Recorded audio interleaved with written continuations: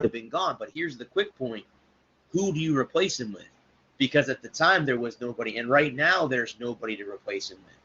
The Panthers got it would have been Quinville. Yes. Quinville would have came to Tampa in a heartbeat. And now he's in Florida. So we missed out on him, and he's now the Panthers head coach. And I got to see him in person, a week ago, and then of course on Saturday night. I don't know if you've ever been to their stadium in Sunrise. If you ever get a chance, yeah, it's nice. It's actually a nice stadium. It's very nice down there. They have a very, very nice venue in Sunrise. The food is fantastic. That's another thing that's good about that arena. But I mean, so with the Bucks right now, technically they should be, they're 2-3, but I really honestly believe that they should only have one loss in all reality. And the way they played against the Rams, and again, they should have beat the Giants and the 49ers. They should be 5-1 right now, and not 2-3. But again, it's a team sport. You can't put it on one person. So I don't know what the future holds for them. I mean, I don't know. Yeah. That's the question. Well, the only way the Bucks will win is if they get. You can have a mediocre offense, you can have a good offense, but you have to have a great defense to win a Super Bowl. Absolutely. And that's what they have the tools. If they have the tools, they have the equipment to win offensively. They just need defense to step up. And historically, if a defense can't score one touchdown a game, you're not going to win. Yeah, because if you remember correctly, when they won the Super Bowl in 2003 season, when they beat the Raiders, that offense was not that great. I mean, yeah, they had Brad Johnson. They had, some decent wide receivers, a decent running game, but the defense is what won them that Super Bowl, hands down. Rondé Barber. They averaged 14 points a game. Right. That's what won that Super Bowl for them is that. And if you think back to when the Lightning when we won our only Stanley Cup we were a great defensive team then too. I mean, we had Daryl Sador and Corey Sarich and Dan Boyle, just to name a few. And there's another goal by the Lightning. But I mean, that's just to name a few. We had a great defensive team back then. We had good goaltending with Javi Bulin and John Graham. And I'm not saying that we don't have that now. I'm really kind of wondering why they moved away from Louis Domingue. McElhinney did play very well, and he has had a good career as a backup goaltender. I don't know why they went away with Domingue. I don't know. He's in the minors. I know he's with the Crunch. But, I mean, they don't. I don't know what happened there. I got to be honest with you. I don't understand that either. But remember, when you get to the pro level, you've got to realize they see things that everybody else doesn't see in the locker room. For instance, Price got let go for a reason. He dropped 3 miles an hour. You don't do that without something going on. He's still not back to where he was. He's still a good pitcher, but he had to learn to pitch differently. And, I just think there's something with Domingue. He had a couple injuries last year, just like Vassy. Sometimes you see things and you walk away, and I think that's what they did. Okay. I didn't understand why they went. But again, like you said, there are inside stuff that us fans don't see, that we don't know about, and I really think honestly they keep a lot of things under wraps. I think because with how fast information travels now, you can't really say anything without someone else blurting it out to somebody else, and so on and so forth. I listened to the Lightning's podcast on iHeartRadio today, and there was a guy on there. And he said, "Well, it's important for us to come back. It would be nice to be the number one seed again." But he goes, as long as we're number 2 or number 3, that's okay too. We don't have to be the best team again. We just have to get to the playoffs.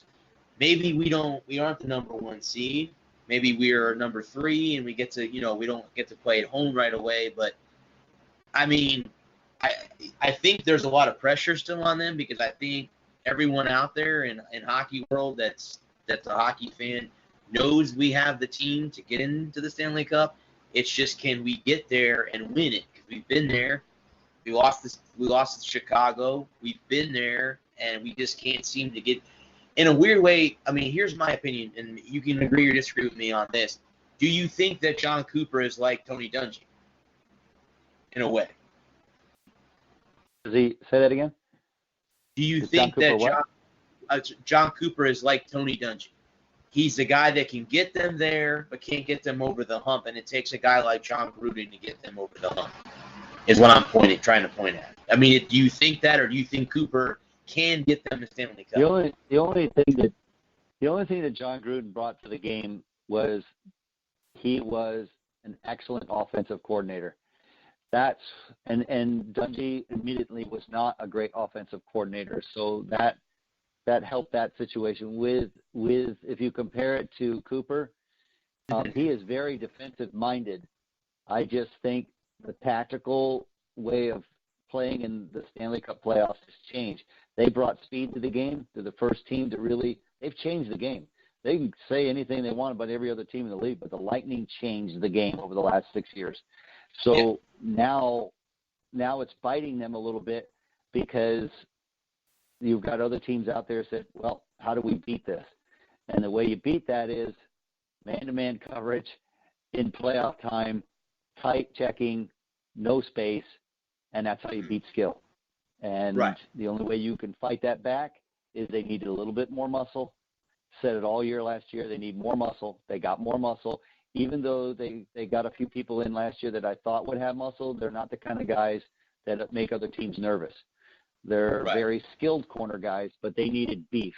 And I think they've done that. And I think McElhinney will be a better goalie in case something happens to Vasi than Domingue. But time will tell if they keep with the same 1-3-1 throughout the year. I think they're doomed again. I hope they don't. But with that, I have to get back to the golf tournament with you for a second because I've only got a couple more minutes. Is that okay? That's fine. So basically, obviously, you're in the tournament. We did something different with this. Helping Hands is an amazing cutting edge. Speaking of cutting edge, Helping Hands was a ministry that we started over 20 years ago. We built a building behind the church and it was set up like a small Walmart where for people who didn't have food, didn't have clothing, didn't have housing, they could go there and they walked into like a mini Walmart and they got clothes, they got food, they had counseling if they needed. We even had at one time a lot of people we found in the 80s and 90s couldn't read. So we started reading classes and stuff. So it's been a very unique ministry. They feed a minimum. I mean, imagine this, that you're told you got to feed 500 families every week. They do it along with all the walk-ins and everything else every month. So it's a huge ministry. So we decided to start the golf tournament again, and we're going to try and make it bigger and better every year. Not necessarily to be a show, but in these days and times, you got to attract golfers. You got to attract people that would want to play in your tournament. So this tournament is at Wentworth, which is a great golf course. We're going to have great food, and then we're giving out prizes. This is what's the unique thing. It was a little bit of risk for me to do this year. $500 first prize, $250 second prize. Nice. That's kind of unheard of. So we had a benefactor come forward and offer the money, and we were going to have big checks. So if you win the 500, you're going to have this big check. And the 250, and then and we even have great prizes for last place. A lot of people come to golf just to have fun, and we want to applaud that. So Wentworth is going to give 2 30-minute free lessons to the 4 golfers who come with the lowest score, and they're going to get foursomes and some prizes. So we're looking forward to it. We're looking forward to having a really, really good tournament. We're going to have a good turnout. We're expecting about 100. Maybe more on those that over the last couple of weeks who sign up, but I'm looking forward to having you there, and I will definitely get back in on your podcast another night, and I wish you all the best. I thank you again, Mr. Gray, for joining me. Yeah, definitely, you're more than welcome to come on again. Just, you have my number. If something comes up with the Lightning or something, or you want to come back on and talk hockey, and you're definitely more than welcome to come back on. Again, I definitely appreciate you coming on and joining me this evening. All right. We'll talk to you later. Sounds good. Thank you, sir. Bye-bye. Okay, guys, that was Stephen Gray. Let me go ahead. Let me bring. Is this my man, Adam? Are you there? It is. What's up, buddy? Not much. Missed your show last week. It's okay. I missed my show last week, too. I hear you. Did you have a good time? I did. The game went good. Started off slow, but I did have a good time. It was nice to be back. And there's been a lot of changes since the last time I had been to Amway. With in downtown Tampa, they're doing a lot of construction. The Lightning's owner basically is rebuilding Channelside Drive, so there's new buildings going up, parking garages, hotels, stores, and so it was kind of cool to get back down there and be, at a hockey game. Again, I got an opportunity to go to Joe Louis Arena before they closed it. I've been in Madison Square Garden, so I've been to a lot of the old arenas. To me, up till this point, MSG has been the most exciting stadium I've been to, even though I'm not a Ranger fan.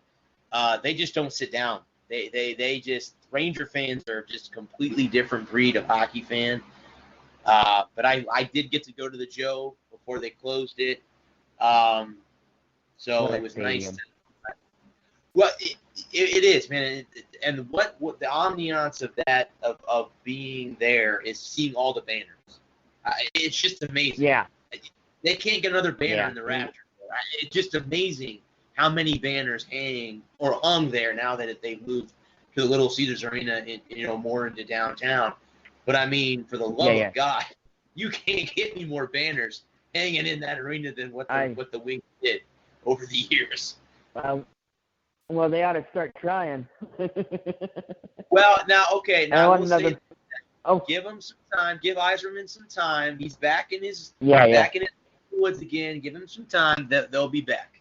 I guarantee you they'll be back. In the night so far, so yeah, that's going for us.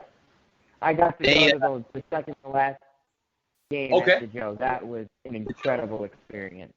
Yeah. It was time for it to go though.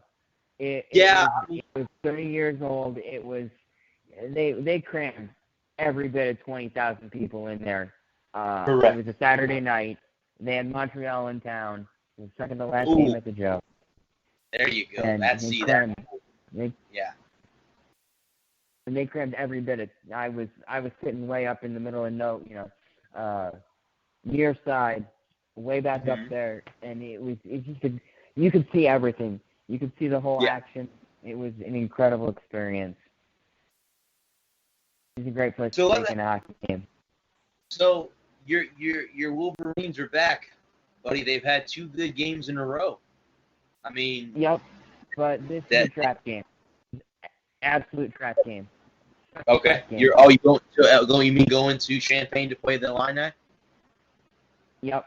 You come off that huge emotional win against Iowa. Defense plays out of its mind. Just absolutely shuts down Iowa, a team that just went and absolutely devastated Middle Tennessee, a team that we struggled with.